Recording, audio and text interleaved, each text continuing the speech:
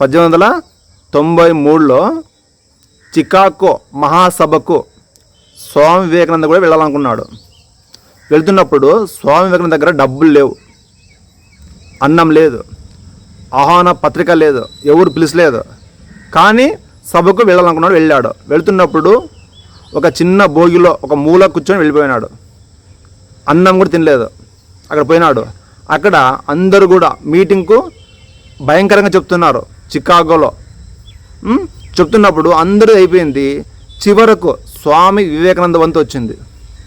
లేచి నిలబడి brothers and sisters అన్నాడు. అంతే. ఆ ఒక్క మాటకి దాదాపుగా ఆ సభలో 7,000 మంది, ఆ సభలో ఉన్న 7,000 మంది లేచి నిలబడి 2 నిమిషాల పాటు చప్పట్లు కొట్టారు. ఆ సభ మొత్తం చాలా చప్పటితో మ్రోగిపోయింది. ఒక్క రాత్రికే స్వామి వివేకానంద అందరి మనలో పొందాడు. ఒక ప్రముఖ వ్యక్తిగా మారిపోయినాడు. కేవలం ఆయన యొక్క ప్రసంగం వినే అందరూ కూడా అక్కడ మంత్రముగ్ధులైపోయారు. ఒకసారి స్వామి వివేకానంద గారు రైల్లో ప్రయాణిస్తూ ఉంటే చాలా ఆకలిగా వేసింది. ఆయన సీట్లో ముందు కూర్చున్న ఆయన ముస్లిం క్యాండిడేట్ రొట్టె తింటున్నాడు. రొట్టె దానిలో దీనంగా చూశాడు స్వామి వివేకానంద గారు. అప్పుడు ఆ ముస్లిం వ్యక్తి తింటావా అని అడిగినాడు. అని చెప్పాడు. అప్పుడు దాన్ని తిన్నాడు. తిన్నప్పుడు అతని పక్కన ఒక సనాతన బ్రాహ్మణుడు ఉన్నాడు. దాని ముస్లిం క్యాండిడేట్ ఇచ్చింది తింటావు నువ్వు, నీ కులం ఏంది అని చెప్పేసి అన్నాడు. అప్పుడు స్వామి వివేకానంద నవ్వి, నా కులం అవసరం లేదు, నా గుండెకు కులం గురించి తెలీదు, నా మనసుకు కులం గురించి తెలీదు, నా ఆకలికి కులం తెలియదు అని చెప్పి నవ్వినాడు. అంతే. అర్థమైందా? కులం మతం అనేది ఎవరు కూడా చెప్పలేదు. ఇది ఆకలికి, అంటే నేను ఆ మనిషిలో, ఆ ముస్లిం క్యాండిడేట్లో ఒక దేవుని చూస్తున్నాను, దేవుడే నాకు అన్నం పెడుతున్నట్లు, రొట్టె పెడుతున్నట్లు నాకు అనిపించింది అన్నాడన్నమాట స్వామి వివేకానంద. అప్పుడు ఆ సనాతన బ్రాహ్మణుడు ఏం మాట్లాడాక మౌనంగా ఉండిపోయాడు. అంటే మనం ఏదైనా సరే కులము అనేది ఆపాదించకూడదు. మనం ప్రాణం పోతున్నప్పుడు హాస్పిటల్లో కులం అడుగుతామా?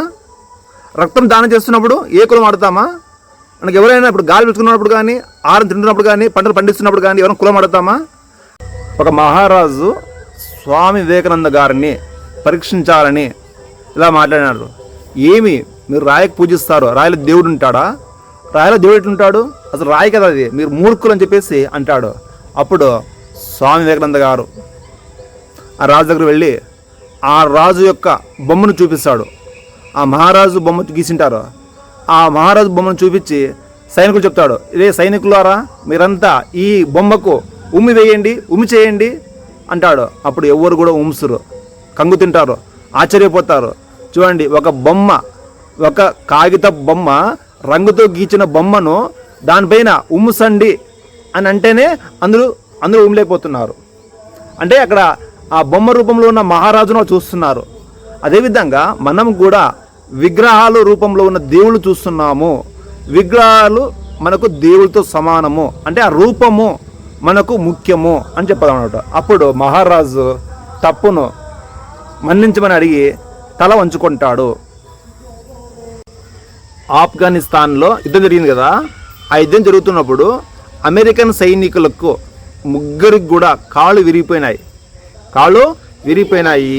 ముగ్గురు కూడా తిరిగి ఆఫ్ఘనిస్తాన్ నుంచి ఇంటికి వచ్చేసారు, అమెరికాకి వచ్చేసారు. అందరూ కూడా ఇంకా యుద్ధం వద్దని చెప్పేసి విరమించుకున్నారు. కాళ్ళు విరిగిపోయినాయి కదా, డిప్రెషన్లోనే అయిపోయారు. కానీ అందులో ఒక ఆయన మాత్రము ఐటీ రంగంలో చేరి అక్కడ ఎగ్జామ్ రాసి ఎగ్జామ్ పాస్ అయ్యి ఇప్పుడు ఆయన ఐటీ ట్రైనర్గా మారిపోయినాడు. అంటే ఐటీ వాళ్ళకు ట్రైనింగ్ ఇస్తున్నాడు ఒక ఆయన. అంటే మనం ఏదైనా సరే కోల్పోయినప్పుడు డిప్రెషన్ లోన్ కాకుండా మనం అప్పుడు కూడా ప్రయత్నిస్తే మనం ఏదైనా సాధిస్తాము, అవునా కదా. టెస్సీ థామస్ అనే అమ్మాయి ఉంది. ఆమె మిసైల్ ఉమెన్ ఆఫ్ ఇండియా అంటారు. ఆమె ఏమంటారు? మిసైల్ ఉమెన్ ఆఫ్ ఇండియా అని అంటారు. ఆమె 12వ తరగతిలో ఫెయిల్ అయింది, ఇంటర్మీడియట్లో ఫెయిల్ అయిపోయింది. ఏం పేరు? టెస్సీ థామస్. ఇంటర్మీడియట్లో సైన్స్ గ్రూప్ తీసుకొని ఆమె ఇంటర్మీడియట్ ఫెయిల్ అయిపోయింది. అప్పుడు ఫెయిల్ అయిన తర్వాత టీచర్లు నీకు సైన్స్ రాదు, నువ్వు ఎందుకు పనికిరావు, నీకు ఆర్ట్స్ గ్రూపే బెటర్ అని చెప్పేసి అందరు కూడా అన్నారు.